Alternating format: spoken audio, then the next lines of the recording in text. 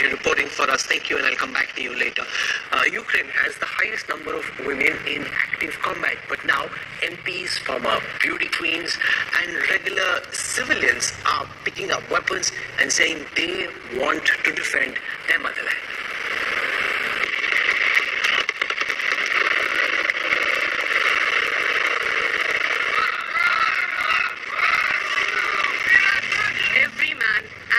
In Ukraine is getting battle ready to resist the Russian invasion. Anastasia Lena has put down her crown and stash to defend her country. Ukraine's 2015 representative in the Miss Grand International Beauty Contest has answered the call to defend her home. Posting these pictures on her Instagram account, Anastasia wrote, "Everyone who crosses the Ukrainian border with the intent to invade will be killed." The beauty queen is only the latest woman to join the call to arms. Days ago, Ukrainian MP Kira Rudik posted this image of her holding a Kalashnikov on her social media, declaring that she's armed to resist an invasion of Kiev. And it's much better when you have it around the house. I can show it to you right now. Please do, please do. Okay, so that's Kira holding her weapon. You've been. Can you show it to us once again, Kira? Can you just hold it up for the camera once? We just want to see how. Okay, so that's a Kalashnikov in Kira's hands. You've been holding it since yesterday, Kira. Have you gotten used to holding it? It's heavy. It is heavy.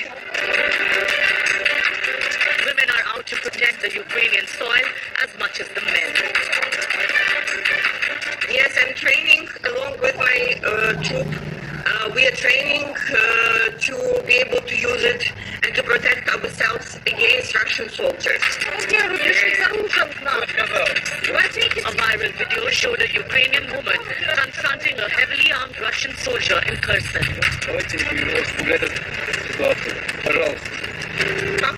Пожалуйста, не будем усугублять ситуацию. Наш с вами разговор ни к чему не ведет. Ребята, положите в карманы. Я поняла, положите семечки или 17 секунд. Выйдите с именами и ляжете. Вы пришли на мою землю. Вы понимаете? Вы оккупанты. Вы враги. Ukraine has the largest number of women serving in active combat roles. Some estimates put that number at 36,000. Bureau Report, India Today. The Kremlin has warned the Ukrainian government that they will not be holding back hostilities during the period of talks. That and a lot more coming up on this live and continuing coverage of India Today's reportage from the ground all across Ukraine. Our reporters giving you the deepest sense of this Russian invasion of Ukraine, and our coverage continues on the other side of a very quick break. Stay with us.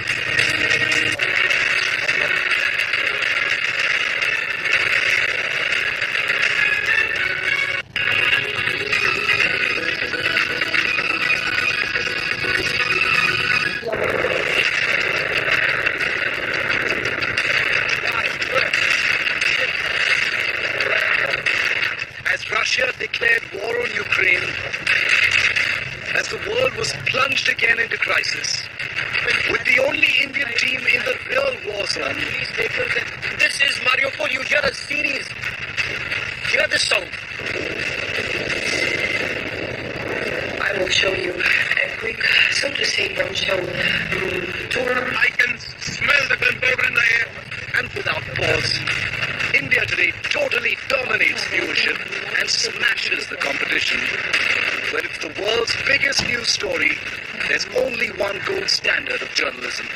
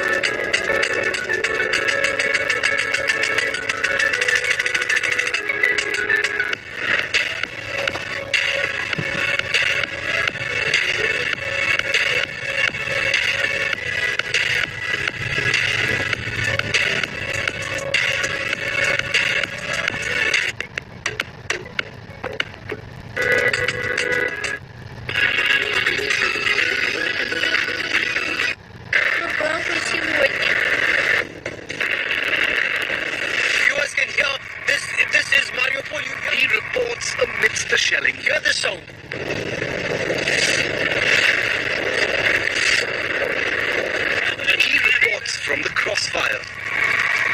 You can look at bombed and pockmarked houses here, but what you can also see is movement of the Ukrainian army in this area. He reports from a city under siege. We are on board a train that's going from Mariupol to Kiev, but we've been stranded at the railway station for several hours and we do not know when this train will move. And he knows he isn't the story. Will you come back or you want to just leave? Just leave. Just leave. Forever. Maybe. Up close, first hand and fearless. The Ukraine reporter every Indian is watching. India Today. No compromise.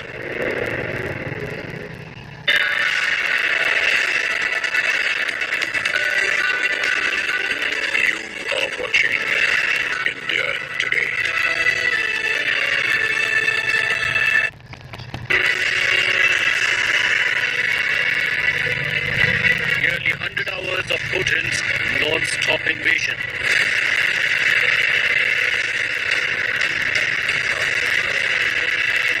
Targeted strikes on oil depots.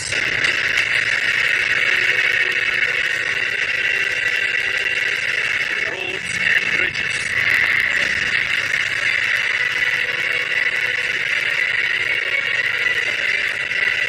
Ukrainians fighting the fight of their lives now.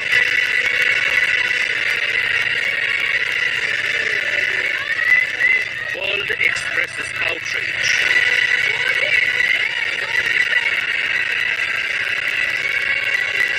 But zero intervention.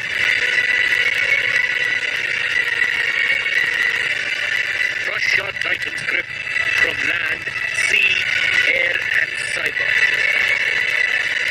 For focus at this hour. Here's a quick look at the headlines I'm tracking this Sunday evening. Ukraine claims to have taken full control of Kharkiv, the second largest city in Ukraine, following a street fight with Russian troops.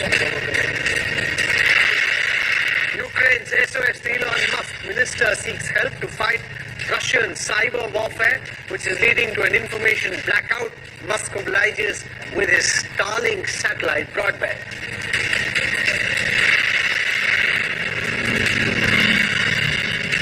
Batches of students return to India on 3 special flights, but several thousand still stranded. India Today speaks to students at the Ukraine-Poland border. They're saying many of their friends, of course, have been left behind. Some of them are being forced to go back into the war-struck Ukraine. Some have been asked to go to other borders like Romania. There has been abuse at the border. They've been beaten. There have been shots fired in the air. Most authentic and gritty coverage of the Russian invasion on Ukraine playing out on India Today. Our reporters are going when no one else has managed to reach deep inside the conflict zone.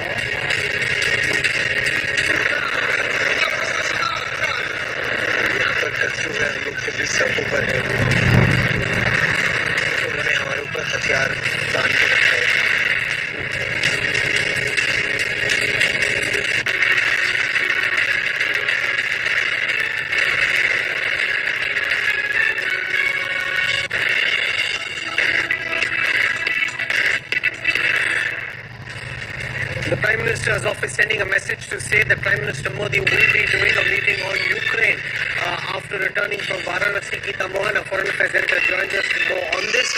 Is this largely to do with the evacuation of Indian students who are still in Ukraine, or is the government also looking very closely at this military conflict and how it plays out with an eye on security from an Indian lens? Geeta. Well, Rahul, largely to do with evacuation efforts, given that there are a lot of messages that have reached government of India, the headquarters here in New Delhi, but also to do with how should India be dealing with the entire situation. There is yet another emergency meeting at the United Nations Security Council at around 1:30 a.m. tonight. So there is going to be discussion on how to take things forward. The resolution is whether if it should be taken up at the United Nations General Assembly. So that again is going to be up for discussion, but majorly about evacuation efforts. Foreign Secretary Harsh Shringla held a special briefing, Rahul, where he not only spoke of the kind of evacuation efforts happening on the Eastern European side, but also the fact that New Delhi has now connected with Moscow and is looking at evacuating Indian students via the Russian borders. So that's a very important information that's coming in. We'll have to wait and see what the outcome of this entire important meeting that Prime Minister Modi is going to hold is really going to be. But for now, it is full.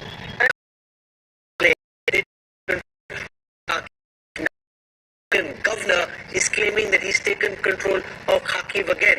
And I want to go across to Gaurav Sawant, who's reporting from Kiev on what he's picking up from Kharkiv. The Ukrainian government seeming very confident that they've taken control of Kharkiv. And what's interesting, Gaurav, is that if you look at the level of force that's being thrust into cities like Kiev and Kharkiv, it simply isn't to be able to hold on to these territories in the wake of a hostile population. So what, according to you, is the thinking of the Russian army sending in small pockets of troops, but not enough to be able to hold areas with so much civilian population? Rahul, this does appear that there is perhaps a miscalculation at some level, unless it's part of a wider strategy that will only be apparent slightly later. Because whether it's at airfield on the outskirts of Kiev that Russia claimed that they'd taken control of the Antonov aircraft made the Ostomel airfield, it's a very crucial airbase, and the Ukrainians claimed that they had killed the special forces that had taken control of that airbase. And now Kharkiv, a very crucial city, barely 25 kilometers from the Russian border, incidentally, where a large number of Russian tanks, troops and armored personnel carriers have been amassed for quite some time. So why was the thrust not made in the numbers that are already present at that border? Unless the aim is just to send out a message, but it's leading to a lot of Russian casualties on ground at this stage. The videos that are circulation are seems very reckless. When you're sending in these paratroopers for an audacious attack, for example, going into that military airbase very close to Kiev, just about 20 kilometers away from the city, you can mount that kind of an attack if it's part of some shock and awe campaign. But unless you send in troops to back those troops, the paratroopers, after a few hours, are just sitting ducks, which is exactly what seems to have happened. That has also happened in Kharkiv as yet. Unless those forces have melted away, coming into the city, taken control, made a point, and now some of them have melted away for subversive activity. The threat here, Rahul, is of subversive activity. The threat here is of special forces of the Russians having come in, and when the main assault comes, they would have subverted systems here, they would have neutralized systems here to be able to ensure that the roots of the tree are shaken. The burning down of a fire of an ammunition depot, one of the biggest ammunition depots of Ukraine, that was taken down. One of the biggest fuel dumps was taken down. Now there is a shortage of fuel as you and I speak here in the capital Kiev, and that is being witnessed elsewhere also. So there are multiple ways to bring a country down on its knees, and then compelling the president or the leadership to accept what you want. So it remains without hurting the population at large in general. A large-scale offensive on Kiev or on Kharkiv would result in massive civilian casualties, and that would alienate the population and strengthen the president. So it remains to be seen what is the bigger strategy that is being pursued by Russia. But they are, they're striking, they're wounding, and whether they're retreating or also suffering wounds themselves, there's so much disinformation and misinformation and information warfare that's on. Very difficult to sift between truth and breaking news coming in. This is very significant, Gaurav. Stay with us for a moment. AFP, International Wire Service, is reporting that President Vladimir Putin has put Russia's nuclear forces on a state of combat readiness. That's the highest level of combat readiness. The information that we've got is that the Ministry of Defense is transferring the strategic missile forces. This is not just nuclear weapons, but also hypersonic missiles to a special mode of combat duty. This is the highest form of combat readiness for these troops. Now, Gaurav, on day 4, suddenly just the word end being uttered or thought about by President Putin, it seems he's getting very desperate very quickly. This battle could be entering a a dangerous new zone.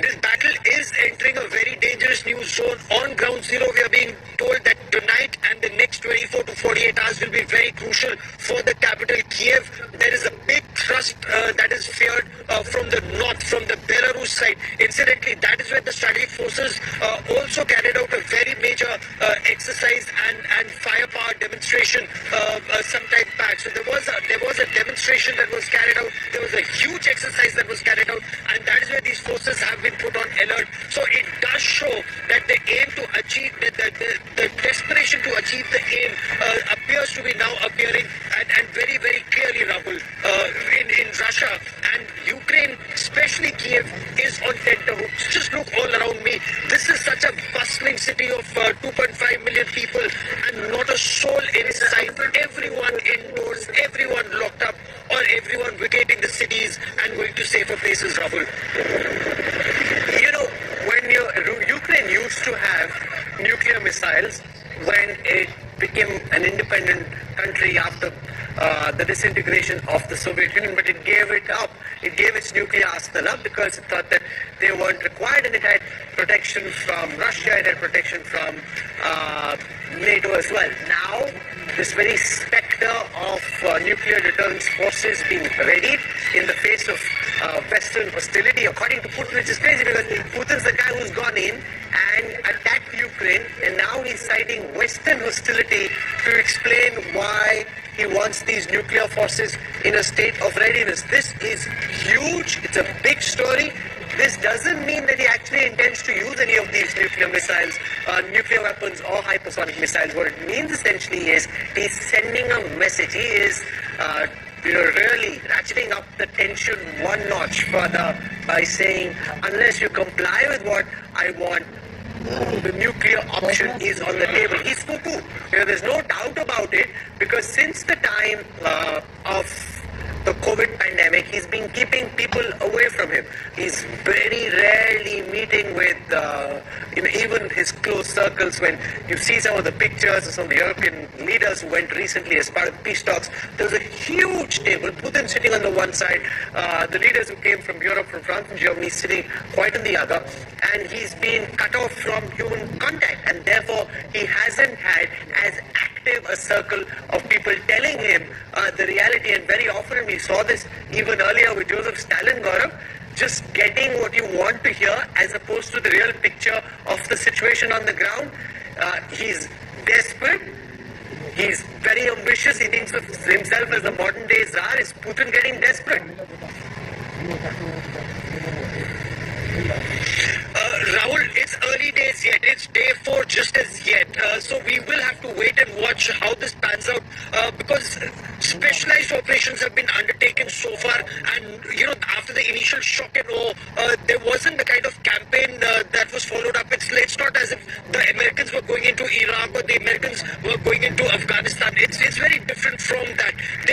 The Russians have gone in, they've weakened President Zelensky's hold. Emotionally, there's a major hold, but how long can the army hold on is the big issue. So it makes a lot of media points with film MPs and film stars and models holding on to AK-47s, but in the face of Russian assault, how much will that work? But there are also videos being put out that the Russian tanks have come in and they've run out of gas, and the Russian soldiers have run out of food, and that the teeth are in, the tail hasn't fetched up in terms of logistics support. All those videos are going viral here in Kiev and across Ukraine. Our local friends share this, but is this a sign of desperation or ill thought out strategy? Perhaps not just as yet, considering they've been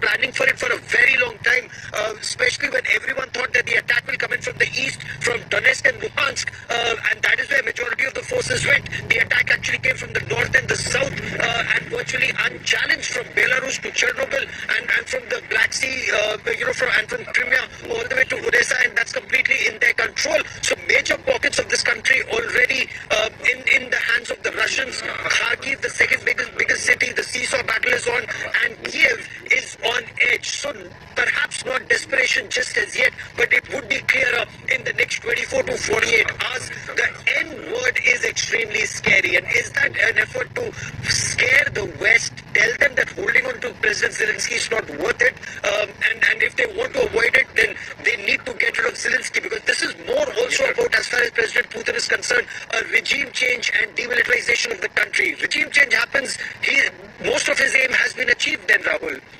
Okay, stay with us. I want to show our viewers what's happening in Kharkiv. And remember, it's in Kharkiv that the fiercest battles have been fought. First, the Russian army came in. They claimed that they'd taken control of Kharkiv. Now we're being told by the governor of Kharkiv that they've been able to push the Russian army back. I want to show our viewers this report with inputs from Kharkiv on how the Russian army and the Ukrainian army have been in this seesaw, ding-dong battle in the second biggest city of Ukraine.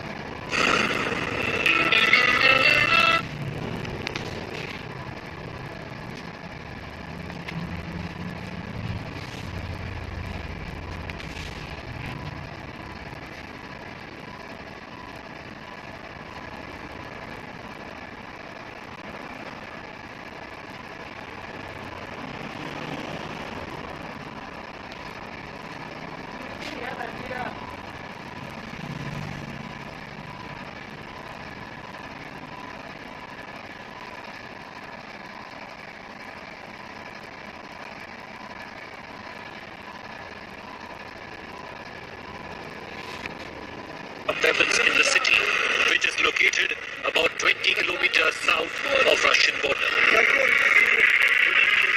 Closest target for the Russian troops compared to any other city in Ukraine.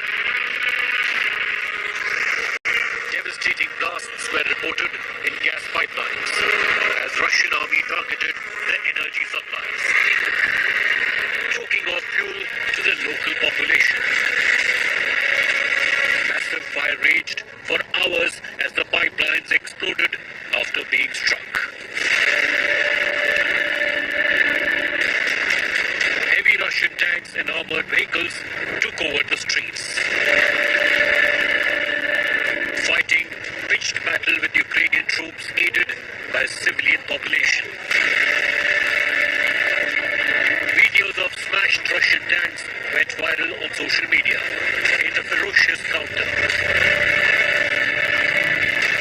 Several of the invaders' military equipment also suffered heavy damages.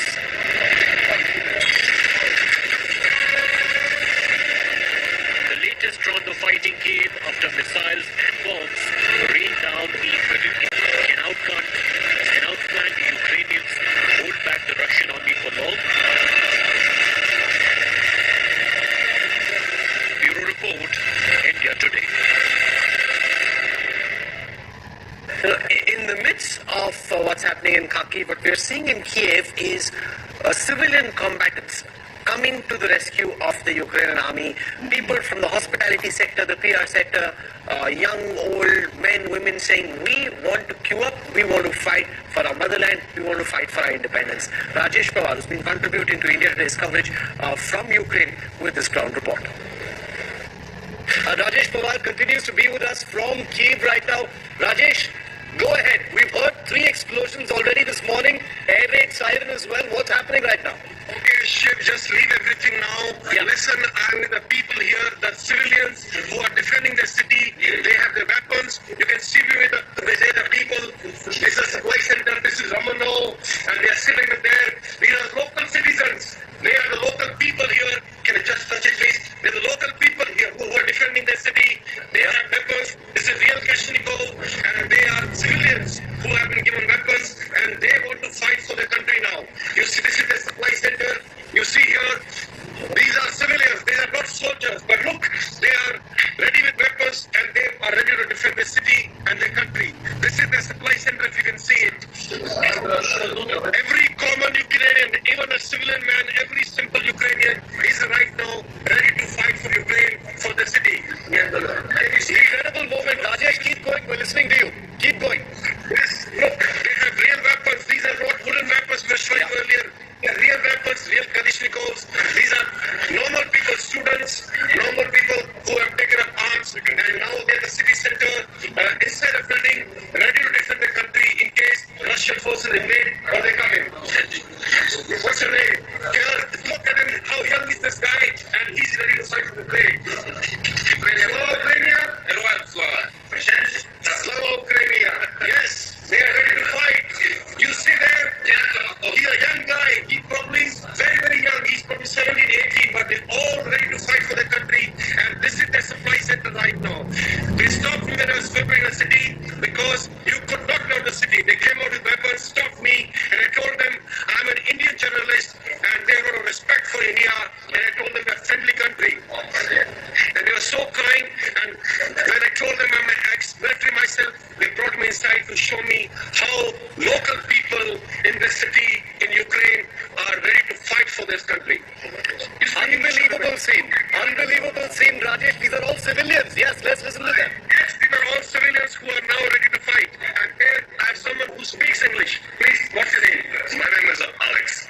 Alex, and what is your profession normally? I work in public relations. And right now, you see, he's holding a real Kalashnikov, a public relations officer,